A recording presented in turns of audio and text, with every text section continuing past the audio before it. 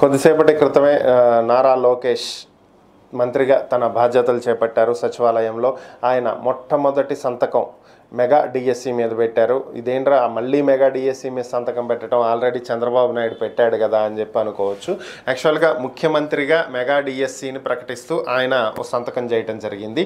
ఆ mega DSC run చేయాల్సింది ఎవరు? విద్యాశాఖ. సో విద్యాశాఖ మంత్రిగా లోకేష్ దీనికి ఉత్తర్వులు జారీ చేస్తూ చంద్రబాబు నాయుడు గారు పంపినటువంటి ఆ ఫైల్ని ఆమోదిస్తూ 16,347 ఉద్యోగాలకు మెగా డిఎస్సి నోటిఫికేషన్ వేయాల్సిందిగా ఆయన మరలా దీని మీద సంతకం పెట్టడం జరిగింది. ఈరోజు బాధ్యతలు చేపట్టిన వెంటనే ఆయన తీసుకున్నటువంటి మొదటి నిర్ణయం ఇది. అలాగే ఆయనకు ఒక ప్రత్యేకమైనటువంటి చైరు, దాని మీద ఒక టవల్, కొంచెం హంగామా చేసినటువంటి నేపథ్యంలో ఇవన్నీ నాకు అవసరం లేదు, సింపుల్గానే నార్మల్గా ఒక చైర్ వేయండి అని చెప్పి అధికారులకు ఆదేశాలు జారీ చేయడం జరిగింది. ఈ వీడియో టీడీపీ తన అఫీషియల్ ఖాతాలో పోస్ట్ చేసినటువంటి నేపథ్యంలో సింప్లిసిటీ అంటే ఇది, సింప్లిసిటీకి బ్రాండ్ అంబాసిడర్ లోకేష్ అంటూ టీడీపీ శ్రేణులు దాన్ని ట్రెండ్ చేస్తున్నటువంటి పరిస్థితి.